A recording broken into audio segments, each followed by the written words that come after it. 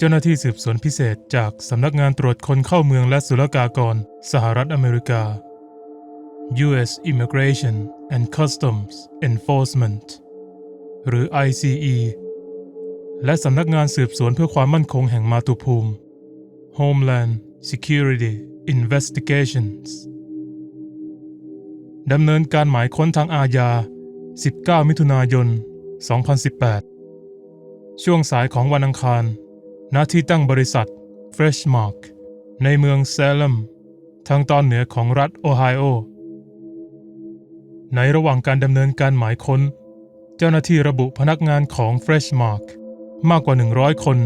ที่ทำงานที่โรงงานแปรรูปเนื้อสัตว์เซเลม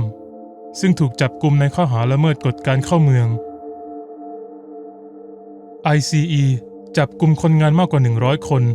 ในการบุกตรวจค้นผู้จัดจำหน่ายเนื้อในโอไฮโอเจ้าหน้าที่ตรวจค้นเข้าเมืองของรัฐบาลกลางบุกตรวจค้นผู้จัดจำหน่ายเนื้อสัตว์รายใหญ่ที่มีฐานการผลิตในเมืองแมสเซเลนรัฐโอไฮโอเมื่อวันอังคารและจับกุมคนงานกว่า 100 คนที่ต้องสงสัยว่าใช้บัตรประจำตัวที่ขโมยมาหรือการระบุตัวตนที่เป็นเท็จเพื่อให้ได้งานทำเจ้าหน้าที่มากกว่า 100 คนจาก ICE, CBP, U.S. Customs and Border Protection สำนักงานศุลกากรและการป้องกันชายแดนของสหรัฐและหน่วยป้องกันชายแดนของสหรัฐ U.S. Border Patrol เจ้าหน้าที่กล่าวว่าพวกเขาดำเนินการ 146 การจับกุมระหว่างการจู่โจมซึ่ง ICE ระบุว่าเป็นการจู่โจมสถานที่ทำงานที่ใหญ่ที่สุดทั่วประเทศในรอบอย่างน้อย 10 ปีสตีฟ ฟรานซิสเจ้าหน้าที่พิเศษที่รับผิดชอบหน่วยสืบสวนความมั่นคงแห่งมาตุภูมิของ ICE ซึ่งดูแลรัฐมิชิแกนและโอไฮโอกล่าวว่าการจู่โจมซึ่งปฏิบัติการโดยไม่แจ้งให้ธุรกิจทราบล่วงหน้าถือเป็นการดำเนินการบังคับใช้กฎหมายในสถานที่ทำงานที่ใหญ่ที่สุดภายใต้การบริหารงานของทรัมป์เจ้าหน้าที่มาพร้อมกับหมายค้นทางอาญาและหมายค้นของรัฐบาลกลางเพื่อรวบรวมเอกสารเกี่ยวกับพนักงานมากกว่า 200 คนเจ้าหน้าที่ ICE กล่าวว่าจำนวนคนงานที่ถูกจับกุมมีแนวโน้มที่จะเพิ่มขึ้นเมื่อปฏิบัติการสิ้นสุดลง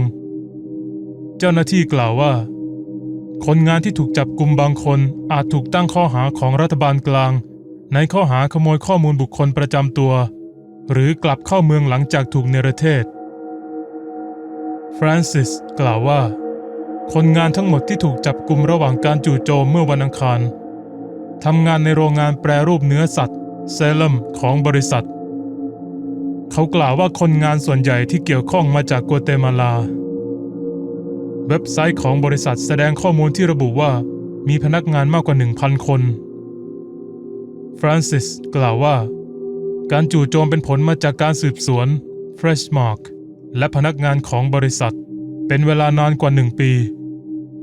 และไม่ว่าบริษัทจะว่าจ้างและจัดหาคนงานที่ไม่มีเอกสารโดยเจตนาหรือไม่ก็ตามเขาปฏิเสธที่จะให้รายละเอียดเพิ่มเติมผลที่ตามมาจากการที่ ICE บุกโรงงานบรรจุเนื้อสัตว์ทำให้เด็กมากกว่า 500 คนขาดเรียนในวันรุ่งขึ้นไม่นานหลังจากการจู่โจมเริ่มขึ้น Freshmark ยืนยันว่าตัวแทนจากกระทรวงความมั่นคงแห่งมาตุภูมิอยู่ที่โรงงานแมสเซเลนแคนตันและเซเลม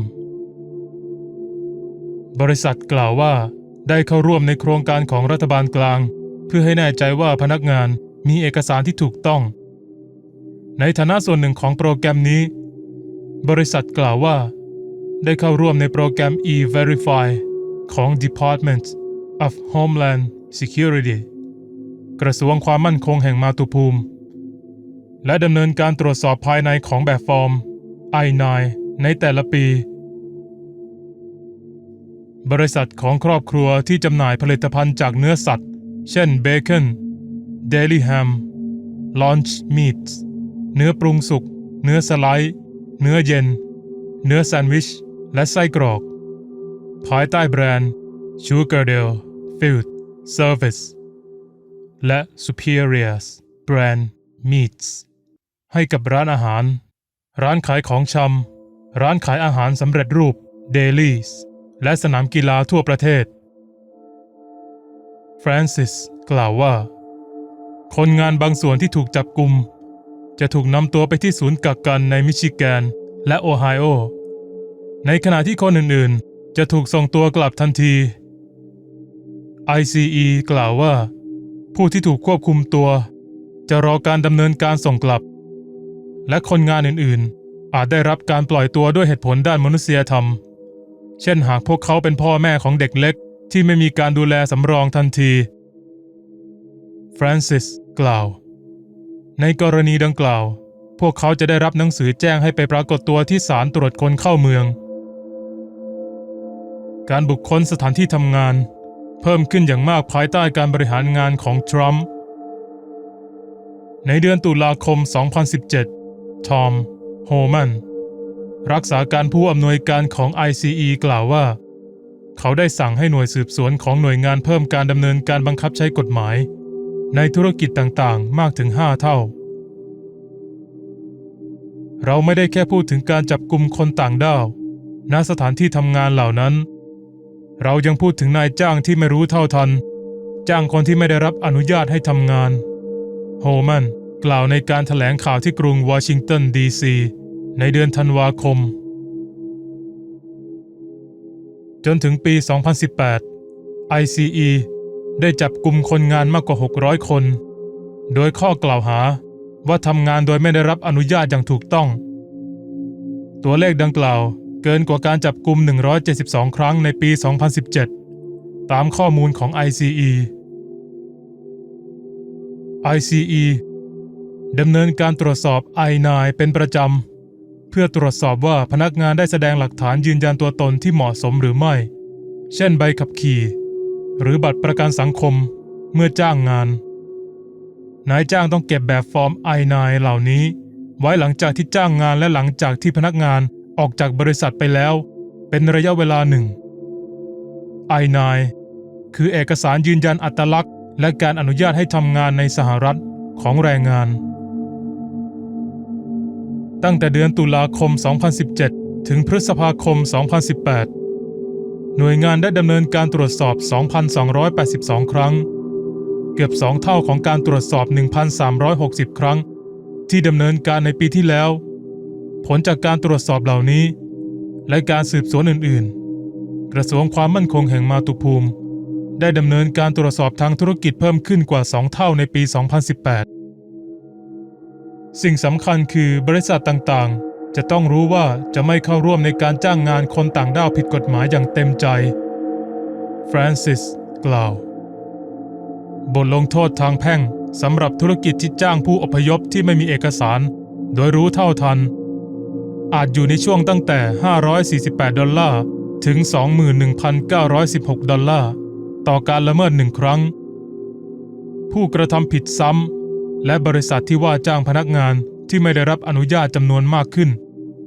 จะมีโทษปรับในระดับที่สูงขึ้นบทลงโทษทางอาญาสำหรับการจ้างคนงานที่ไม่มีเอกสารอาจทำให้ถูกปรับเป็นเงินจำนวนมากและอาจต้องถูกจำคุกการดำเนินการบังคับใช้กฎหมายในสถานที่ทำงานของ ICE ส่งผลให้เกิดค่าปรับและริบเงิน $97.6 ล้านในปี 2017 และเพิ่มขึ้นจาก$2 ล้านในปี 2016 จากข้อมูลของ ICE จำนวนเงินค่าปรับที่พุ่งสูงขึ้นเกือบทั้งหมดเป็นผลมาจากบทลงโทษที่เกิดขึ้นโดยบริษัท Asplundh III Export Company ซึ่งถูกปรับรวมทั้งสิ้น$95 ล้านICE กล่าวว่าเป็นการจ่ายเงินก้อนใหญ่ที่สุดเท่าที่เคยเรียกเก็บจากกรณีการดำเนินการตรวจค้นณสถานที่ทำงานถ่ายภาพโดย Charles Reed เรียบเรียงและแปลโดยวนาลี ฮันเตอร์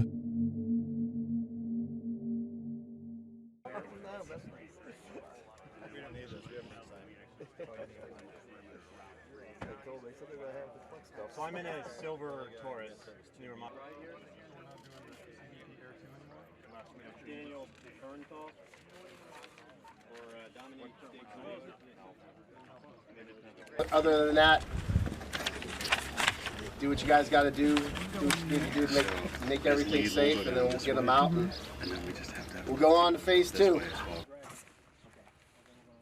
be with Albert and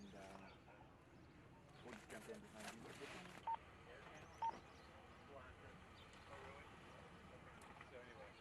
We'll get you out there.